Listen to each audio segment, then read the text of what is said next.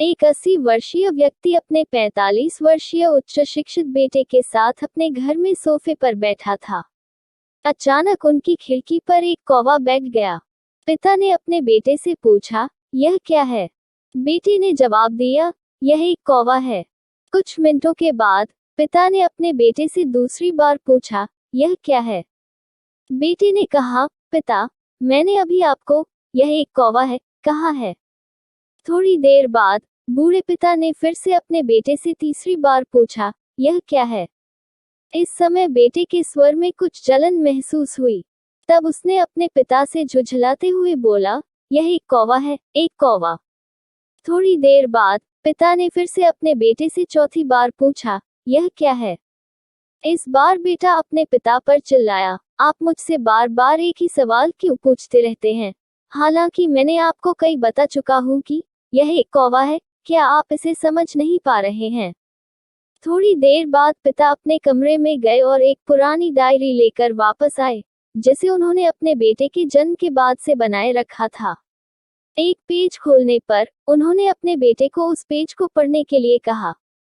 जब बेटे ने इसे पढ़ा तो निम्नलिखित शब्द डायरी में लिखे गए थे, आज मेरा 3 साल का छोटा बेटा सोफे पर मेरे साथ बैठा था, जब खिड़की पर एक कौवा बैठा था। मेरे बेटे ने मुझसे 23 बार पूछा कि यह क्या है, और मैंने उसे 23 बार जवाब दिया कि यह एक कौवा था। मैंने उसे हर बार प्यार से गले लगाया और उसने मुझसे 23 बार फिर से वही सवाल पूछा। मुझे इस बात से बिल्कुल भी चिढ़ नहीं हुई कि मैंने अपने मासूम बच्चे के लिए प्यार महसूस किया है। जबकि छोटे बच्चे ने उससे 23 बार पूछा, यह क्या है? पिता को 23 बार पूरे सवाल का जवाब देने में कोई जलन महसूस नहीं हुई, और आज जब पिता ने अपने बेटे से सिर्फ 4 बार यही सवाल पूछा, तो बेटे को चिढ़ और गुस्सा महसूस हुआ।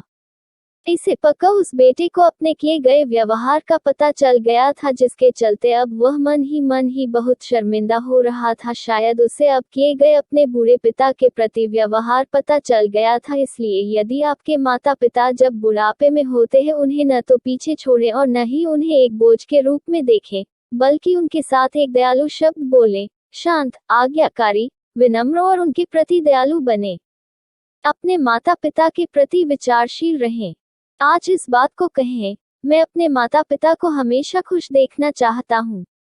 जब से मैं छोटा बच्चा था, उन्होंने मेरी देखभाल की। उन्होंने हमेशा मुझ पर अपने निस्वार्थ प्रेम की वर्षा की है।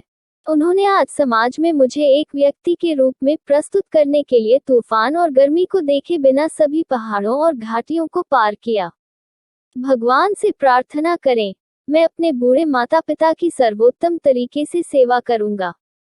मैं अपने प्यारे माता पिता को सभी अच्छे और दयालु शब्द कहूंगा, चाहे वे कैसे भी व्यवहार करें।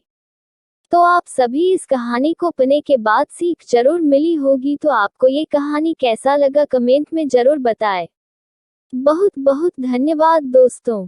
कहानी कैसे लगी जरूर बताएं और चैनल